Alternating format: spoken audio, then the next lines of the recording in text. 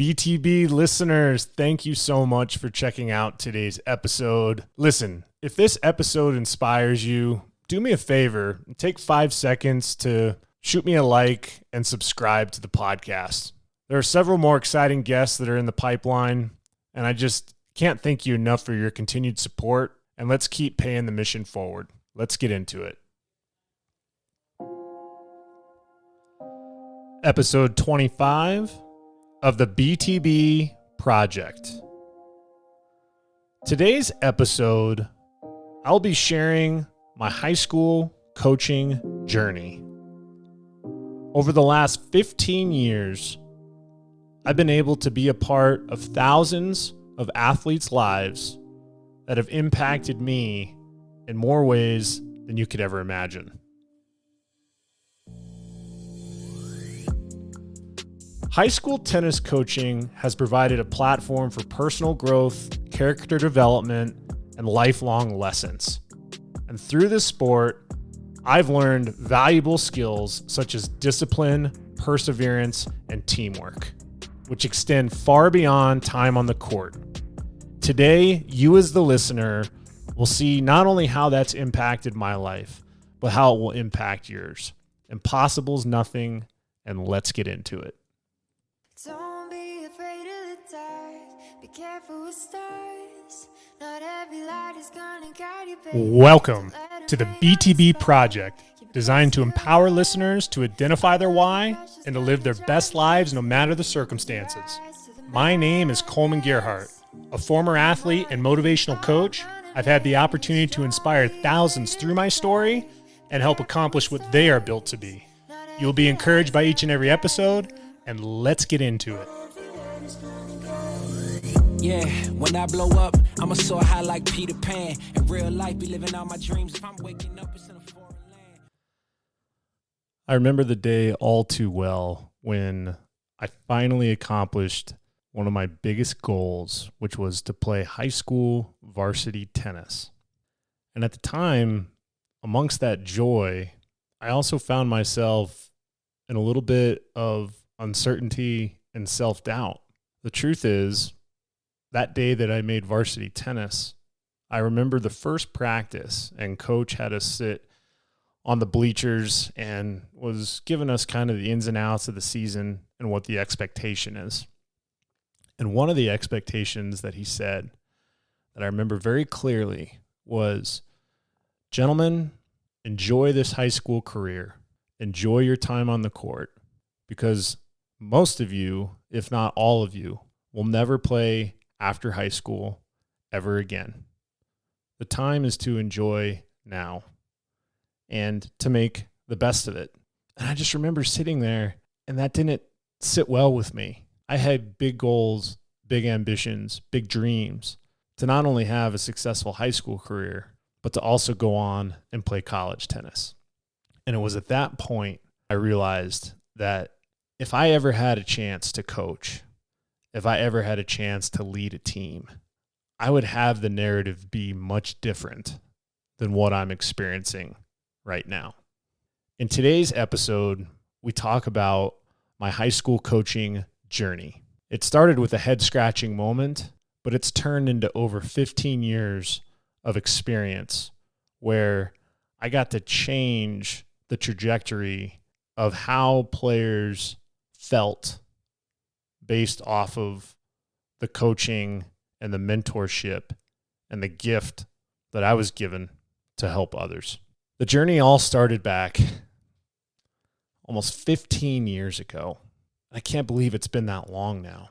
After I graduated from college and really fulfilled everything that I ever wanted to do as a college tennis player, I was recovering from back surgery, and I just remember not only that moment sitting on the bleachers as I was about to embark in my past career as a high school player, but just how cool it would be to find an opportunity to coach and to give back.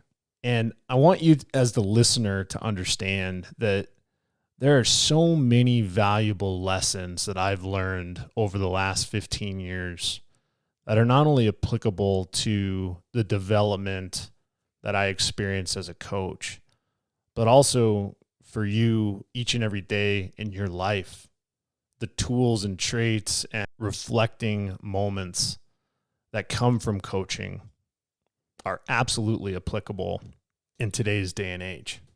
Listen, as a high school coach, it provided a platform for personal growth, character development, and lifelong lessons. And through the sport, I got to show athletes how to learn valuable skills such as discipline, perseverance, teamwork, which extend far beyond the time on a tennis court. And it's been a privilege to witness so many different transformations. I've seen so many people that I've been able to coach turn into confident leaders, both in sports and also in their life.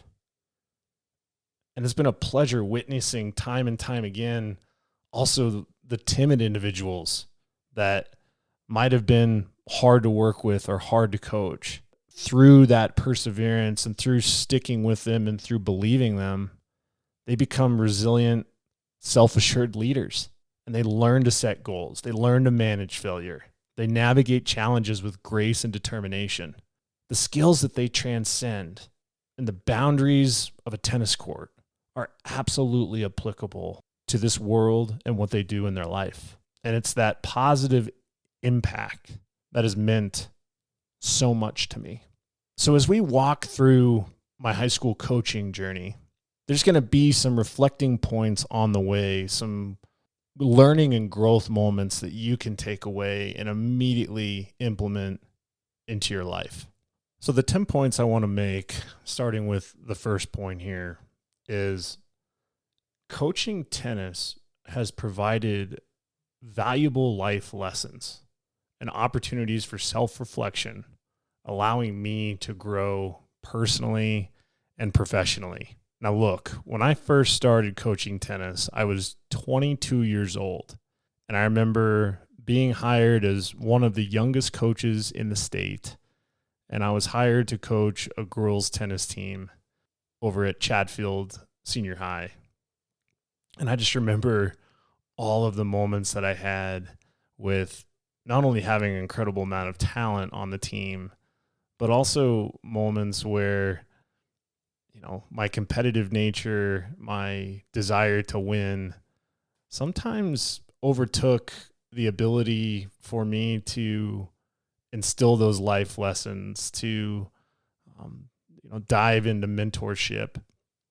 I loved going out and competing and being one of the best teams in the state. And that was a big growth moment for me, because sometimes it's not just about winning.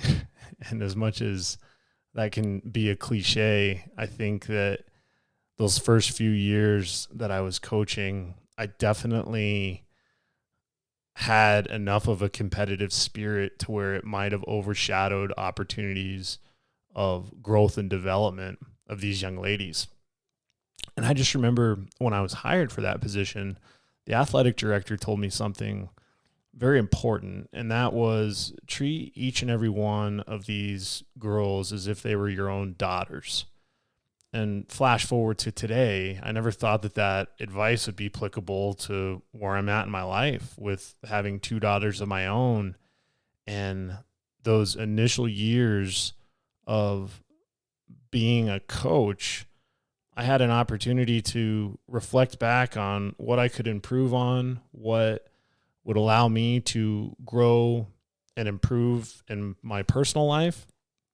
And I got to dive into those that allowed me to be the father that I am today with my own children.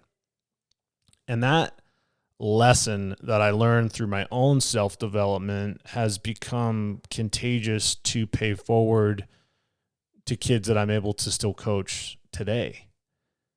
And that's the beautiful part about that first point, is for the listener, make sure you understand that there are going to be times in your life where you think you're on the right path, or you think that you're making the right decision or acting appropriately, fill in the blank. But each and every day I challenge you to take a look at how you're spending your time, how you're acting around others, the goals that you're trying to accomplish, and self-assess.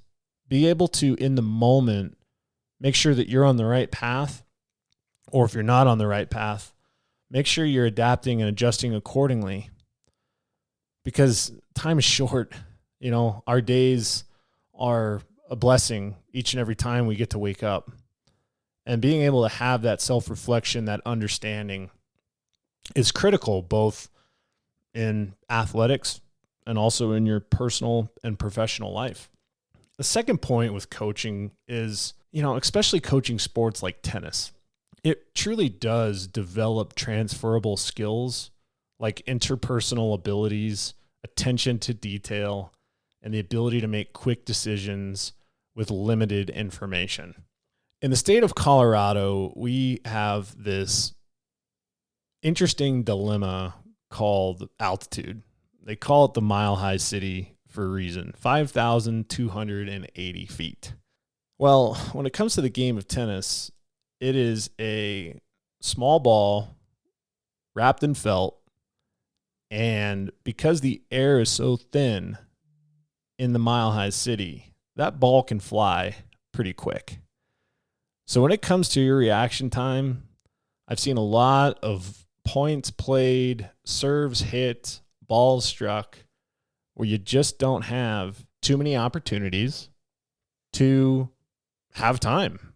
And what an interesting scenario to where that time that you're lacking in a sport, that absolutely comes up in life. My part-time job or my part-time passion has been high school coaching, but my full-time has been in the area of business, sales, entrepreneurship, a lot of activities that require deadlines to where you're not having much time to make a decision.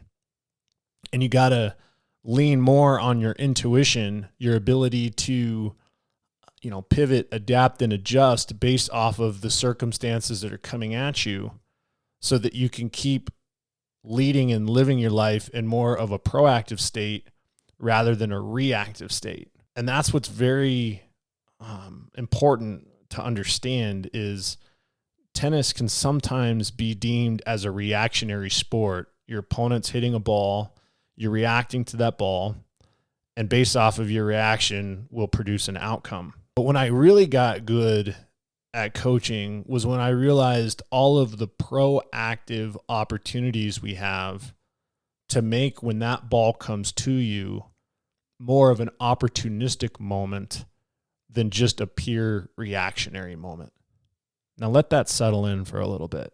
As I became more proactive in my ability to see things before they happen, I was able to endure that reactionary moment at a much better capacity. I was making wiser decisions. And not only teaching that as a coach in the sport of tennis, but being able to teach the proactive moments in my life, whether it's in a sales meeting. How have I prepared to make that meeting the best meeting possible based off of the customer need, based off of knowing their business, based off of the person that I'm talking to, their personality trait, things that they're interested in. There's a lot of preparation that we can put in that allow these moments that when we're looking at it just from an outsider's perspective, it looks like it's somebody that's just reacting to situations, where what's really happening is there's interpersonal abilities that have been built that allow you to have an attention to detail to do things at a much higher level efficiently, no matter what's thrown at you, no matter the circumstances. And that's key in life. I remember a quote from one of my old coaches, and he was quite the sailor's mouth growing up. And, I appreciate that about him, but, he'd always tell me, Coleman, you just got to understand that life is about your ability to keep your stuff together. And he said the other S word, not stuff, but being able to keep your stuff together, it's a really simple concept, right? We all want to, keep it together. And I believe that there are certainly times for vulnerability, and that's very important. But amidst of adversity, in the pressure cooker, those moments is where we're truly defined. It's those moments that we're molding ourselves into who we want to become on our built to be journeys. And the adapting and adjusting and having the intuition is something that's been a huge contributor from coaching into my personal and professional life. The next topic is interesting because it's this concept of self-coaching, right? It's critical in both tennis and life. It emphasizes personal responsibility, self-improvement, and the understanding that success ultimately lies in one's own hands. Self-coaching. We've talked about this many times on previous episodes. It's what our own voice is telling us. And tennis is a very unique sport because you either are playing it individually in a single situation or you're doing it with a partner in a double situation. But either one of those situations, there is an extreme amount of self-talk going on. Whether it's something that you're verbalizing to yourself literally or the thoughts that are going through your head. And those are absolutely applicable to you as the listener in each and everyday life. Thoughts of insecurity, self-doubt. If you have a bunch of points that you keep losing and you can't understand why, if you have a situation at work or at school or in your family where things are starting to build up and you don't understand, and a lot of those negative thoughts are coming into your mind, you have the ability, okay, this is very important, you have the ability to self-coach yourself through that. One of the things that I loved the most in my high school coaching journey was watching kids understand themselves. Yes, to be there for them, to speak into their lives, to not just coach at them, but coach with them. Having them be able to self-assess, having them be able to recognize strengths and weaknesses, either in their athletics or in their life, bringing that stuff to the surface, being able to verbalize it, being able to put it into perspective that allows them to not only have athletic success, but also have success in their life because of that self-awareness. Going back to what one of my former coaches said to me, keep your stuff together. Part of keeping your stuff together is to recognize the times where things could be presumably getting out of hand, or things could be tough, or things could be unbelievably joyful, and maybe you're getting distracted and you're starting to lose your focus. Taking that time to take a deep breath and coach yourself through those difficult circumstances. A very powerful trait that over the years I've seen time and time again not only be impactful for the kids that I've coached or the assistant coaches that have worked with me that have been able to learn the importance of self-advocacy, self-support, self-efficiency. Because at the end of the day, a lot of the things that happen in life are things that you're going to be doing out there on your own. Things that you're going to be doing sometimes with someone next to you, sometimes with nobody around you.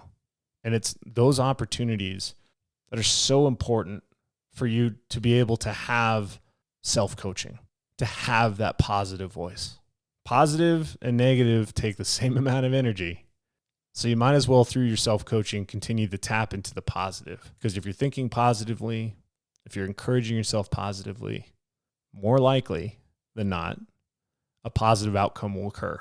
But if you're always thinking negatively and you're always having self-doubt and you're always thinking the worst case scenario, every single time it will work out to that negativity. Powerful process of positive thinking will absolutely change your life. Next is taking ownership, right? So when I was watching kids play tennis, one's game is the most important person on the court can be applied to personal and professional growth. Encouraging individuals to be proactive, confident, and accountable in their actions. The ability to understand what your strengths and weaknesses are is key. Now in tennis, what a lot of people don't understand is in order to win a tennis match, you have to win just over half of the points that you play.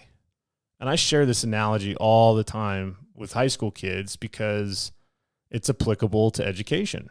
If you go and take a math test and get a 51% on that math test, that 51% equals the letter grade F.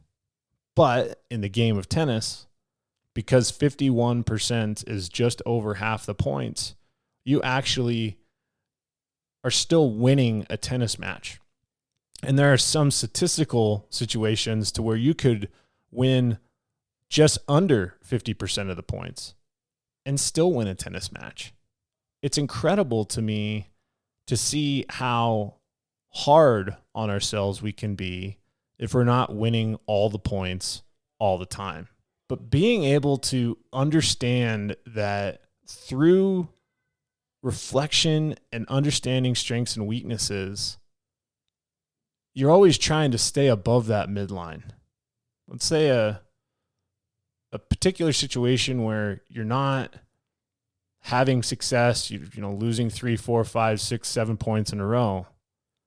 You still have an opportunity in that match through winning the next point and winning the point after that and stacking points to get yourself back to the midline. And understanding your strengths and weaknesses, for me as a player, it was having a big serve and a big forehand. So I knew that statistically I was going to be playing tennis matches where I would be serving at least half of the match, because in tennis, you rotate servers every game. So I knew right at that point, I was at the midline with an advantage of winning most, if not all, of those service games. And all I had to do was find a way to win one return game each set to win a match. I knew my strengths and weaknesses. I played a lot of close matches. 7-5, 6-4, 7-6. But those are the types of sets that I loved because I knew no matter who I was playing, no matter how many times the ball went past me, no matter how many times my opponent was tapping into their strengths, that my strength was something in my head I thought it was world class. And that confidence, that understanding.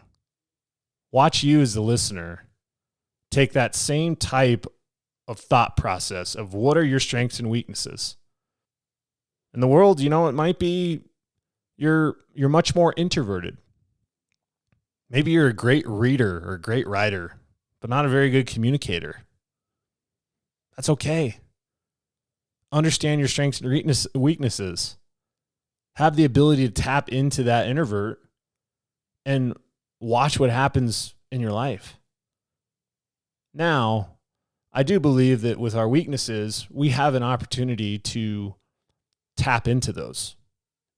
We have an opportunity to improve them. But what a lot of people don't ever talk about is the importance of recognizing your strengths. When people come to me during off seasons and want to do tennis lessons, they're always talking about improving a weakness, improving something that's not working. And I always am constantly reminding them of, well, what is working? Have we maximized what's working? Have we maximized that strength? Building that confidence allows for players to understand the importance of what they're good at, what they're able to tap into. Okay, going back into the world's perspective, I'm an extrovert. Here I am with a microphone in my face because I am a good communicator. I have had the ability to create rapport and trust quickly based off of the gift of communicating. Now, you ask me and go write a monologue or a book or an article, that's much more challenging for me, but that's okay. But recognizing the strength and recognizing the weaknesses is critical, not only in athletics, but in each and everyday life. This next piece is important. Mistakes and setbacks are part of the learning process, okay? In both tennis and in any aspect of life. It is important to approach them with resilience, learn from them, and keep moving forward. Going back to the simple math of tennis, you have to win just over half of the points to win a match. You are going to make mistakes time and time again on the tennis court. You're going to frame balls that go over the fence. You're going to make clean contact and watch it go 100 feet out. You're going to be at the net trying to hit a volley and someone rifles a ball at you and frames off your racket and you miss. That stuff happens all the time. Through a mistake, through a mishit, through an unforced error. Are you willing to turn around and look at yourself and say, hey, I'm going to get the next one. I'm going to be able to tap into my resiliency of maybe that last point didn't work out, but this next point will. In sales, it happens all the time. There's a lot of people that say no in conversations, and that's okay because it's not about the no that defines you. It's about the upcoming yes and the opportunity to go after that next conversation, to go after building a network, continuing to build rapport and trust with people. It's absolutely applicable. Mistakes made in athletics, shortcomings, I've seen so many times on critical points. Heck, for some teams that are trying to win a state championship, and maybe they're in that last match, and a mistake is made. I've seen it go both ways. I've seen that mistake be dwelled on, which caused a snowball effect of negativity, self-doubt, whether it's a singles player or a doubles player. And that negativity is spurring off on their partner, or that negativity is festering as a singles player, and it spirals out of control, and they end up losing the match. I've seen it the other direction, where a mistake was made, the mistake was recognized, the mistake was corrected, and they were able to bounce back and accomplish their goal. Resiliency in those mistakes is critical. We are all human beings here. None of us are perfect, far from perfect, and that's okay. Our ability to recognize that, to make the adjustment, and to continue to move forward with that positive, confident perspective is what allows us to do things, incredible things, not only in athletics, but also as we continue in life. Every experience that I've learned, whether it's coaching or in life, offers opportunities for growth and learning. Being prepared for different conditions and having a mindset focused on continuous improvement is key. Think about all of the elements that come in a tennis match. We've talked a little bit in this episode about Colorado and high altitude, how the ball can move faster. Okay, there's several different types of opponents we can play. We can play opponents that hit the ball really hard and maybe hit balls by us more often than not, but maybe also make mistakes. There could be players that are just trying to get the ball back and are very consistent and don't mentally get frazzled, make things look very simple. There are all sorts of competitive situations, opponents, shapes and sizes with their game that you have to learn to adapt and adjust to. I've seen just about every type of playing style you can imagine, whether it was when I was playing or what I've seen as a coach. And the ones that seem to be the most successful in the game of tennis are the ones that find a way to rise to the occasion in the critical moments. Remember, you're just trying to win 51% of the points. But being able to understand where you're at as you fall into that critical point is key. I actually keep a different score as a coach when I'm watching a match. So the traditional way to keep score in tennis is 15, 30, 40 game. Tennis is very strange with how they set that up. Nonetheless, if you win a point, it's 15. If you win 2, it's 30. 3, it's 40. And if you get to 40-40, that means it's deuce. And you have to win 2 points in a row in order to win that game. Nonetheless, outside of tennis scoring, the score that I keep is positive points and negative points. Meaning at the end of a point, based off of body language, based off of self-talk, based off of sometimes result, if you win the point or lose the point, but based off of what I'm seeing with either positive or negative, I'm doing a +1 or -1. And I always tell kids, if you can stay above +2 for the entirety of a match, you're doing pretty good. So here's the example. Someone goes out and they win 3 points in a row. They had good body language. They were positive. They were encouraging themselves. They're currently at +3. Let's say they lose the next point. And when they lose that next point, they show some negative body language. So that's -1. But they're still at +2 because they won the first 3, positive, lost 1, now it's negative, +2. Let's say they lose the next 2 points because that negative energy ended up just trickling into those next few points. Well, now you're back to 0. So these positive and negative moments are creating this correlation to the results of the actual score outcome of the tennis match. So you're constantly through the match trying to understand that when things are tough or things go your way, you're able to recognize, if I can stay a +2 through this match, stay above the midline, I'm doing pretty good. I'm going to have some success.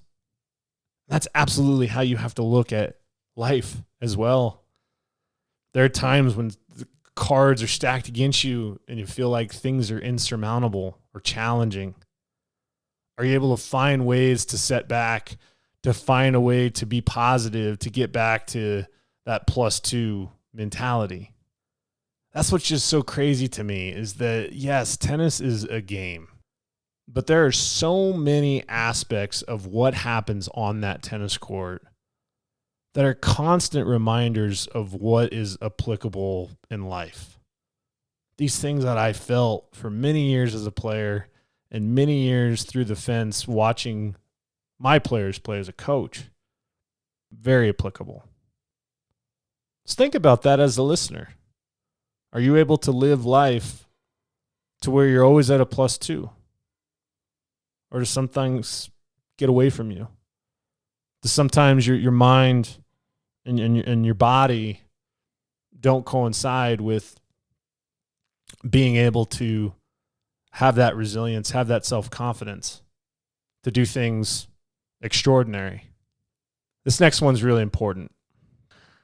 Coaching has taught me the importance of understanding and meeting the unique needs of each and every person that I help, and then aligning effective solutions or ways to serve them for their development. I have seen several different kinds of players, not just based off of their ability, but also based on their mindset, their life circumstances, how they learn. Are they a visual learner? Are they more technically sound?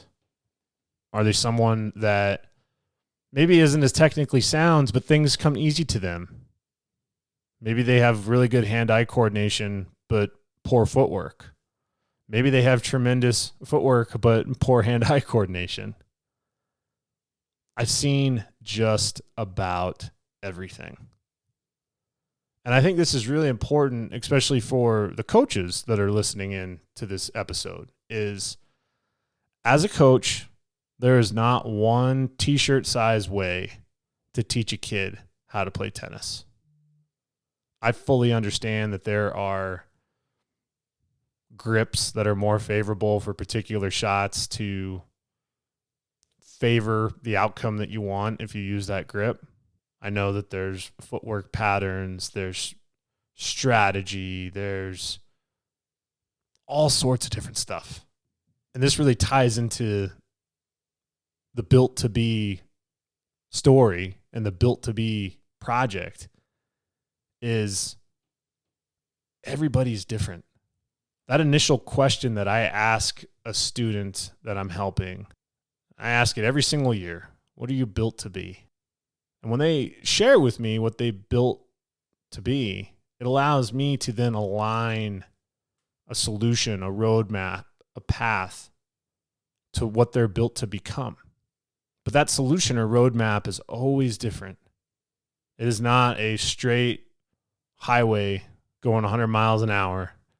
There's a lot of twist and turn and detours and things that you have to, as a coach, be able to see within the player and then align your skill set, your expertise, the years of coaching, and maybe, finding a couple players that are very similar to one another, of which you use those experiences and either the player that you're currently helping can relate to, or you use those stories to, create rapport and trust with someone that says, oh, well, someone, understands that my playing style is like this, or my attitude is like that, and my coach has seen that before in others, and that helps me feel more comfortable. That helps me feel like I can be more aware that I'm not the only one. These are the types of things that are incredibly important. Because guess what? In life, each and every one of us have unique needs. All of us have our wants, but each and every one of us have our unique needs. And whether you're a coach or a manager or a boss or in a leadership role, whatever it may be, are you able to be self-aware enough to recognize and articulate what are the needs of the people that you're trying to help? That self-awareness is key. And a good example of that is I one time had a student that had a really powerful serve, but often they would make the mistake of double faulting. And they would just miss and miss and miss and miss, right? And a double fault in tennis is essentially you lose that point because you missed 2 serves in a row. Now, what I didn't know is that particular player, a few years before playing on the team, had a really, really bad coaching experience. And the coach told that player, your serve is no good. You make too many mistakes. Your serve's never going to be good enough. all you do is double fault. I tell you not to double fault, and you still do it. Just get the serve in. That created a negative memory. That created trauma. That created a very dark, pinpointed place in that person's life to where when they were performing a serve and they missed 2 serves in a row, if those words came out of my mouth of don't double fault or why are you double faulting, just saying double fault created trauma in this person. It took him back to that place. Negativity, self-doubt. So part of the things that I've learned as a coach is in that moment, the outcome is you don't want that person to double fault. But the solution is to reflect why their serve is great. Maybe it's the speed on the ball. Maybe it's the type of spin that they're putting on the ball. Maybe it's the amount of free points that they get because when that serve does go in, it doesn't come back very often, or their opponent makes an unforced error. Focusing on the strengths can overcome weaknesses. That's huge. Absolutely applicable to each and every day life. It's so important to understand what I just said there. The outcome was they didn't want to double fault, but the solution was to hone in on what they were good at that masked their weaknesses. Very, very powerful for you to take in to each and everyday life. Another key trait that I've learned over the years is just the memorable experiences that I've had with students as a coach that have shaped me and molded me into who I am today.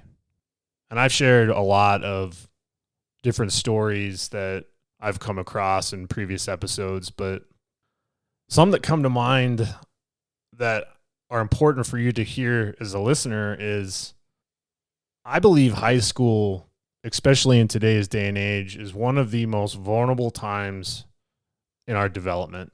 We're just wrapping up school, getting ready to leave families, go to college. Critical time for self-identity, confidence, understanding what we want or don't want to do in life, and honing in on making sure that we're developing the building blocks, that strong foundation that we have in place to take on life. And there's a couple stories that come to mind that just are incredible. And it actually goes all the way back to my first year coaching. I remember being able to be a part of a very good tennis team at Regis Jesuit.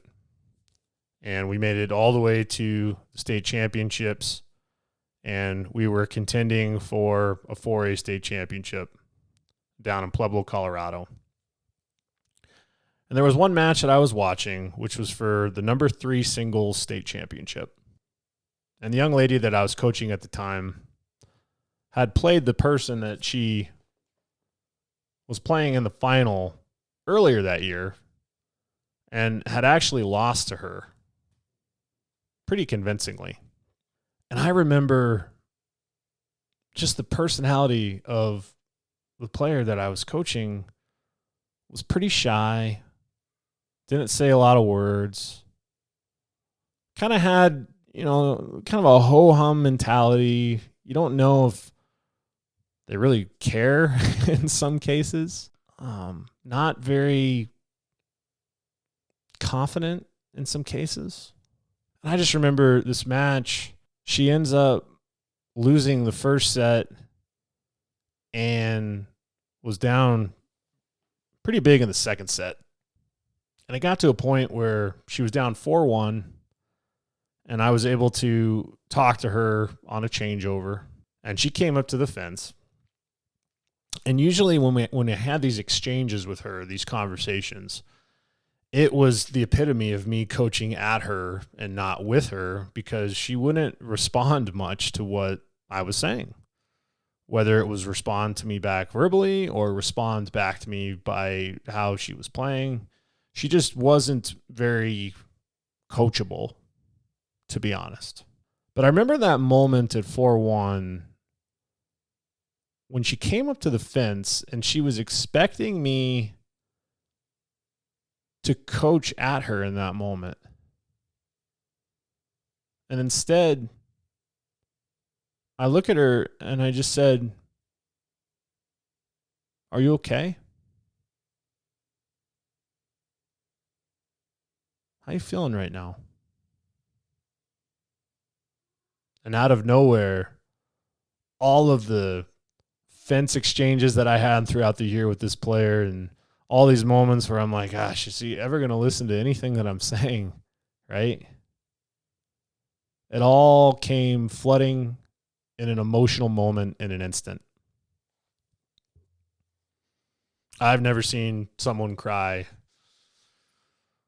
so big, so hard, and for so long than in that moment. So what did I learn there?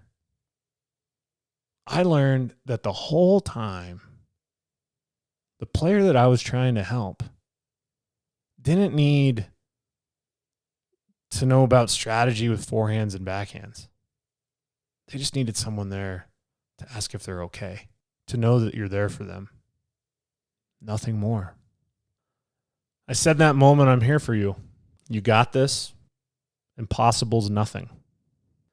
And truth be told, she went out, had a miraculous comeback, and became a state champion.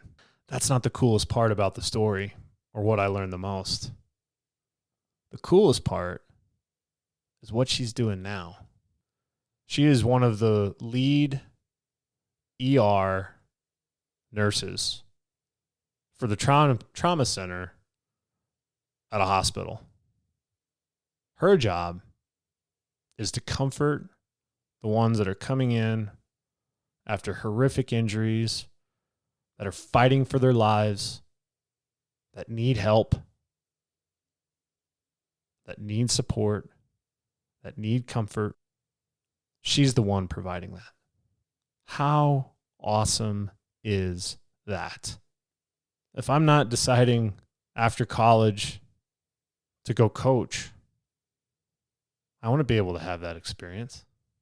One that I shared recently on the podcast, one of my students was an exchange student from Ukraine.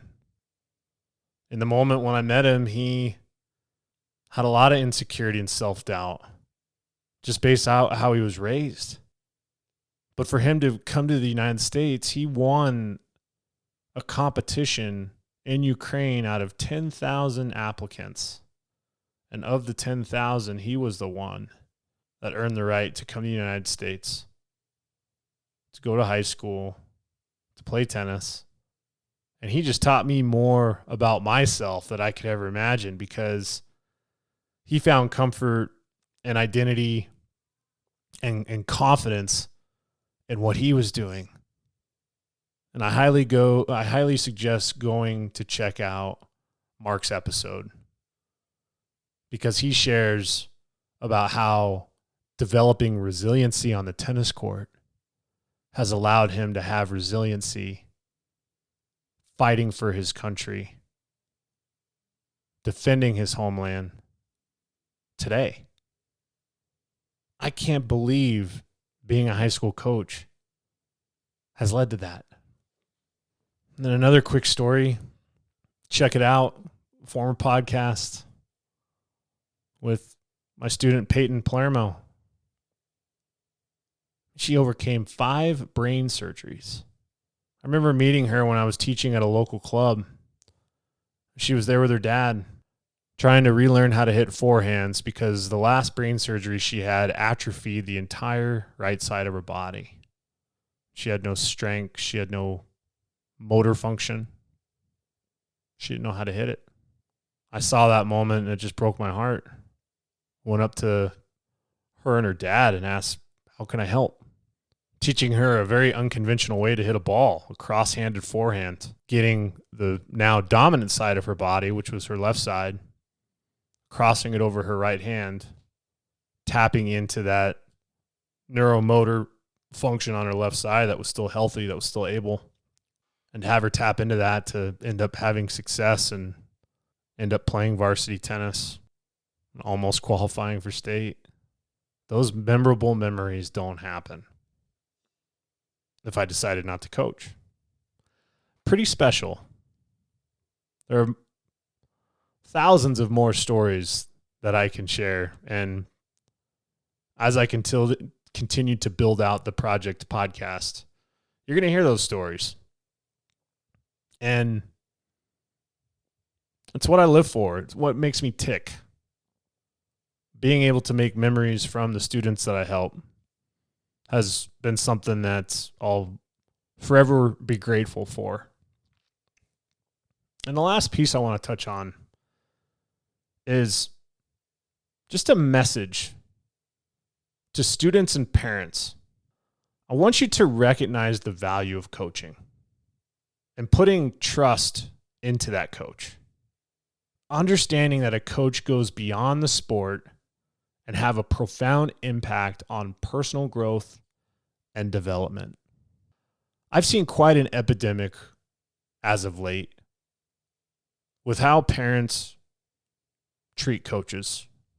And I understand that there's some coaches out there that don't have any right to be involved in coaching. I get that. But I believe that there are many, and I repeat many, not only good, not only great, but extraordinary coaches out there, especially with what I've seen in high school tennis. And it breaks my heart to see these coaches and their value that they bring not appreciated, not recognized by some of the parents. I always have said this, especially when I was a former head coach. And I would say it every year at the beginning of the season, as we had our meeting with players and parents to discuss expectations of the season.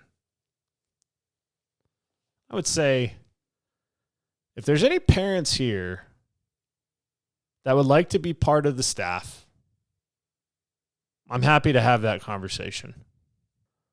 If you don't want to be part of the staff, understand that this team, these players, this culture, this family that we're creating is something that not only has someone put a lot of work into from a coach perspective, but it's not just about producing results in that season. It's not about state championships. It's not about the outcome, the result. It's about instilling building blocks into your child's life to allow them not only to enjoy their high school athletics experience, but to also do things in their life that are extraordinary. Coaches are mentors to your kids. Coaches